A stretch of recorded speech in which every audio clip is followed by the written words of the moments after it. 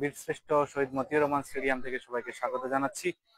বাংলাদেশ এবং আয়ারল্যান্ডের মধ্যকার 3 ম্যাচের টি-20 সিরিজের তৃতীয় এবং শেষ ম্যাচ কিছুক্ষণের মধ্যে শুরু হবে এবং আজকে একটু আগে টস হয়ে গিয়েছে এবং টসে বাংলাদেশ আসলে টসটা জিততে পারেনি। টস জিতেছে আয়ারল্যান্ড।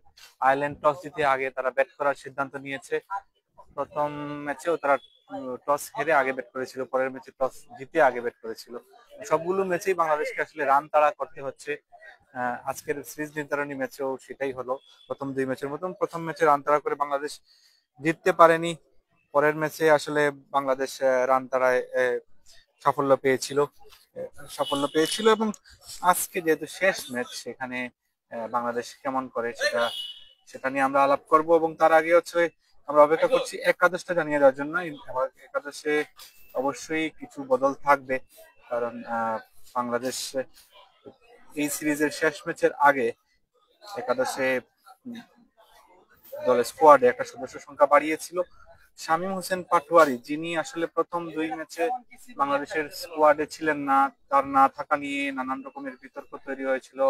অধিনায়ক লিটন দাস তিনি অসন্তোষ জানিয়েছিলেন কেন নির্বাচকরা শামীম হোসেনকে দল থেকে বাদ দিয়েছেন, তা নিয়ে তিনি প্রকাশ্যে সমালোচনা করেছিলেন এবং এটা অনেক বিতর্ক তৈরি করেছিল। তারপরে প্রথম 2 ম্যাচে তিনি ছিলেন না, কিন্তু তৃতীয় ম্যাচে তাকে স্কোয়াডে নিয়ে আসা হয় এবং স্বাভাবিকভাবেই যেহেতু তাকে শেষ ম্যাচের আগে স্কোয়াডে নিয়ে আসা হয়, কাজে এটা ধরে নেওয়া যায় যে এই জায়গায় বাংলাদেশ একটা বদল চায়। কারণ তার বদলে যারা খেলছিলেন মিডল অর্ডারে, বিশেষ করে 6 নম্বরে যে দুজন প্রথম 2 ম্যাচে সুযোগ পেয়েছেন, সেই জাকির আলী অনিক এবং নুরুল হাসান সোহান, দুজনই কিন্তু রান করতে পারেননি, ব্যর্থ হয়েছিলেন তারা। তো জাকির আলী অনেকদিন ধরে ঠিক ছন্দে নেই, রানে নেই। তিনি এবারও সুযোগ পেয়েছিলেন, সুযোগটা তিনি কাজে না লাগাতে পারেননি। তিনি প্রথম ম্যাচে 16 বলে 20 রান করে আউট হয়ে যান। বাংলাদেশের যখন কিনা খুবই বড় একটা জুটির দরকার ছিল, বাংলাদেশ 180-র উপরে রান সিরিজের মধ্যে ছিল, তার থেকে অনেক কিছু পাওয়ার ছিল, কিন্তু তিনি সেটাতে পারফর্ম করতে পারেননি এবং পরের ম্যাচে তার জায়গায় তিনি বাদ পড়ার পর তার জায়গায় দলে এসেছিলেন নুরুল হাসান সোহান। তিনি আরো খারাপ করেছিলেন, তিনি 7 বলে 5 রান করেছিলেন এবং ওই ম্যাচটা বাংলাদেশ জিতলেও একটা পর্যায়ে বাংলাদেশ যখন একদম দাপট দেখিয়েছে তার জায়গায় ছিল, সেই জায়গা থেকে বাংলাদেশ আসলে মানে একটু শঙ্কায় পড়ে গিয়েছিল এই সোহানের একটা দুর্বল ইনিংসের কারণে। 7 বলে 5 রান করেন, বেশ কিছু ডট বল খেলেন এবং অনেক শঙ্কা তৈরি করে ফেলেছিলেন। আমরা লিটন দাস, যিনি বাংলাদেশের অধিনায়ক, তিনি টস হেরে যেহেতু আগে পরে ব্যাটিং করতে হবে, বাংলাদেশকে আগে ফিল্ডিং করতে হবে, তিনি জানিয়েছেন তিনি টস জিতলে তিনিও আগেই ব্যাট করতেই চাইতেন, কারণ পিচ তার মনে হয়েছে অনেক ড্রাই এবং এখানে খুব ভালো বাউন্স আছে এবং যত বেশি রান করে প্রতিপক্ষকে চ্যালেঞ্জ দেওয়া যায় সেটাই তারা চাইছিলেন। এবং বাংলাদেশ 3টা চেঞ্জ এনেছে একাদশে। শরীফুল ইসলাম, রিশাদ হোসেন এবং শামীম হোসেন পাটোয়ারি তারা খেলছেন। এই 3জনের খেলাটার মধ্যে অনেকটা নিশ্চিত ছিল শামীম হোসেন পাটোয়ারির খেলাটা, কারণ তিনি লাস্ট ম্যাচের আগে দলে এসেছেন এবং তার দলে আসার ইঙ্গিতময় ছিল যে তিনি প্রথম 2 ওয়ানডে টি-20 দলের স্কোয়াডে ছিলেন না, তাকে বাদ দেওয়া নিয়ে সমালোচনা হয়েছিল এবং তাকে আবার ফেরানো হয় এবং ফিরিয়ে টিম ম্যানেজমেন্টের চাহিদায় ফেরানো হয়।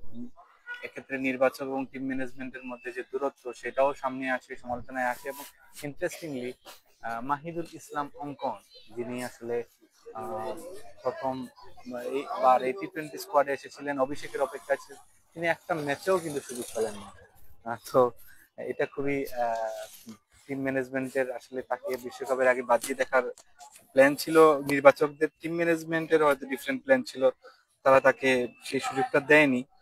তো এটা হচ্ছে মানে বাংলাদেশের সিলেকশন প্রসেসের একটা বড় একটা ফ্লো বলা যায়। কিছু অনেক সমর্থকরা মাঠে ঢুকছেন দুপুরবেলা খেলা, যদিও আমরা কারোর সাথে কথা বলতে চেষ্টা করব। দুপুরবেলায় খেলা হয়, সন্ধ্যাবেলা, বিশেষ করে টি-20 ম্যাচগুলো সন্ধ্যাবেলাতেই হয়, কিন্তু এই ম্যাচটা শেষ ম্যাচটা দুপুরে রাখা হয়েছে, কারণ প্লেয়ারদের হচ্ছে ট্রাভেলিং এর ইস্যু আছে, লজিস্টিক কারণে এই ম্যাচটা দুপুরে নিয়ে আসা হয়। এগুলো সব আমরা দেখতে পাচ্ছি কিছু প্ল্যাকার্ড, যে প্ল্যাকার্ড গুলো সিকিউরিটিরা মনে করছেন যে তারা নিতে দিবেন না, তারা সেরকম প্ল্যাকার্ড তারা আটকে দিচ্ছেন। এখানে আমরা গত কয়েক বছরই দেখছি যে সাকিব আল হাসানের প্ল্যাকার্ড নিয়ে একটু কথা বলতে পারি। ভাই, আপনারা খেলা দেখতে আসছেন, আগে এই কি প্ল্যাকার্ড নিয়ে আসছিলেন যেটা আটকে দিয়েছেন? হ্যাঁ, আটকে দিয়েছি। কি কি প্ল্যাকার্ড ছিল? ওখানে লেখা ছিল যে বিসিবি নারীদের থেকে অভিনয়ের জন্য সেরা। আচ্ছা, কিসের? মানে বিসিবি বোর্ডটা হ্যাঁ, নারীদের থেকে অভিনয়ের জন্য সেরা। আচ্ছা আচ্ছা আচ্ছা, এরকম একটা প্ল্যাকার্ড নিয়ে প্ল্যাকার্ড নিয়েছিলাম। এমনিতে বাংলাদেশ আগের ম্যাচগুলো দেখেছেন? না, আমি প্রথম ম্যাচ দেখতেছি, আগের ম্যাচগুলো দেখিনি। কি আশা করছেন? আশা করি তো বিজয় আমাদের হবে। আগে ওরা একটা দিছিল, এখন আমরা যে সেকেন্ডটা তো আমরা দিছিলাম, এখন ডুয়ার টাইম আছে, যারা জায়গায় তারা হতাশা কাজ করতেছে মনে হচ্ছে। বিসিবি নিয়ে অনেক কিছু বলছেন, কেন বিসিবি নিয়ে তো হঠাৎ কাজ করতেছে? দেখেন না বাংলাদেশের খেলা, একটা ম্যাচ ধারাবাহিক না, দেখেছি একটা ম্যাচ ভালো খেলে আর একটা ম্যাচ খারাপ খেলে। প্রথম ম্যাচ দেখেন না, প্রথম ম্যাচ অনুযায়ী দ্বিতীয় ম্যাচের পারফরমেন্সটা অনেক ভালো না। মানে আজকে শামীম হোসেন পাটোয়ারিকে দলে আনা হয়েছে নুরুল হাসান সোহানকে বাদ দিয়ে, এটা কেমন? এটা একটু ভালো হয়েছে। শামীম হোসেন আর নুরুল হোসেন সোহান থেকে একটু ভালো পারফরমেন্স করবে। ওনার কার প্রতি আশা বেশি? শামীম হোসেনের প্রতি আশা একটু বেশি। Thank you.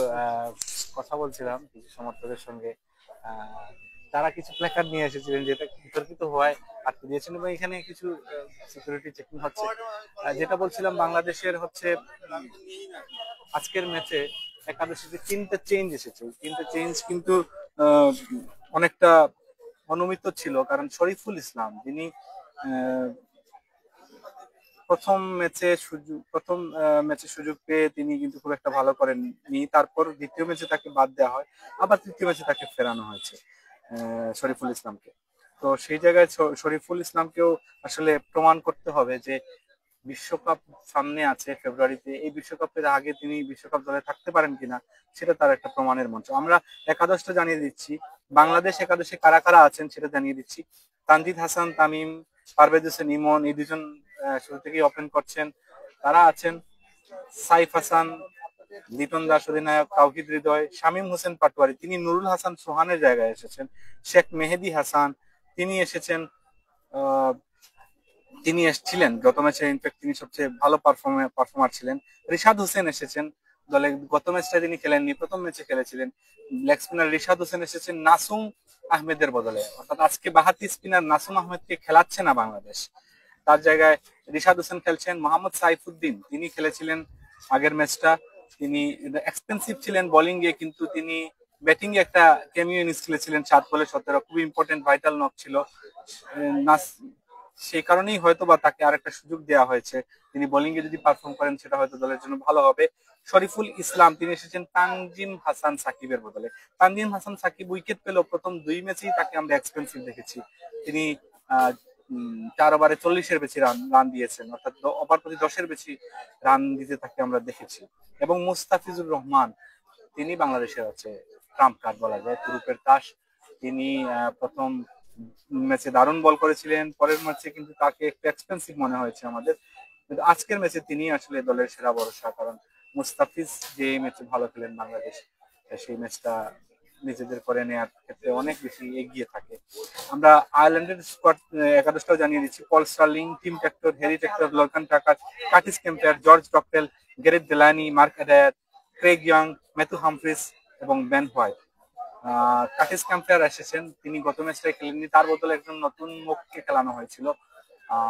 এই জায়গায় আয়ারল্যান্ড বলেছিল যে তারা কার্টিস কেম্পার যেহেতু তাদের নিয়মিত খেলোয়াড়, তাকে তারা বিশ্রামে রেখেছে, বিশ্রামে রেখে তারা হচ্ছে নতুন একজনকে ট্রাই করিয়েছে। মানে আয়ারল্যান্ড ওই চিন্তাটা করে, বাংলাদেশ কিন্তু ওই চিন্তাটার দিকে সবসময় যায় না বলেই সমালোচনাটা বেশি হয়। প্রচুর আজকেও প্রচুর সমর্থক আসছেন, যদিও দুপুরবেলা খেলা এবং দুপুরবেলার ম্যাচটায় আসলে টার্ন আউট কম হয়, কারণ আজকে হচ্ছে ছুটির দিন না, একটা কর্মদিবসে দুপুরবেলা সবারই কাজ থাকে, এই সময়টায় খেলা। তো তারপরও যেহেতু আশেপাশের মানুষজন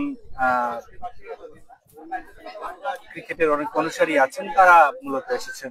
হয়তো আজকে গ্যালারির অনেকটা অংশই ফাঁকা থাকবে, কিন্তু একটা গুরুত্ব একটা একটা ভালো ম্যাচ দেখার আশায় বেশ কিছু দর্শককেও আমরা মাঠে দেখছি। যাই হোক, খেলা শেষে আমরা আবারও লাইভে যুক্ত হওয়ার চেষ্টা করবো। কিছুক্ষণের মধ্যেই খেলা শুরু হবে। বাংলাদেশকে আজকেও রান তাড়া করতে হবে। কি কি অবস্থা, কতটা আশাবাদী আজকে? জাকের আলীকে নেয় নাই বলে তারা খুশি, কারণ জাকের আলী রান করতে পারছেন না। তিনি বেশ খারাপ সঙ্গে আছেন সেই এশিয়া কাপ থেকে। দর্শকরা যে ভালো করে, তার পক্ষ যে খারাপ খেলে তাকে নিয়ে সমালোচনা হয়ে থাকে। যাই হোক, ম্যাচ শেষে আমরা আবার কানেক্ট করার চেষ্টা করবো। সিরিজ জিততে পারে কিনা বাংলাদেশ, এই সিরিজটা জিততে পারলে একটা অর্জন হবে, সিরিজটা জিতবে, গড়ের মাঠে একটা সিরিজ জিতবে। আর সবচেয়ে বড় কথা, সিরিজ জেতার পাশাপাশি আসলে বাংলাদেশকে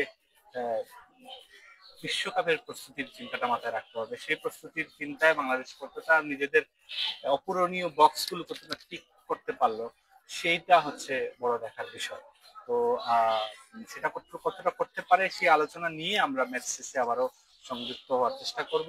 সবাই ভালো থাকুন, এনজয় করুন বাংলাদেশ এবং আয়ারল্যান্ডের 3rd টি20।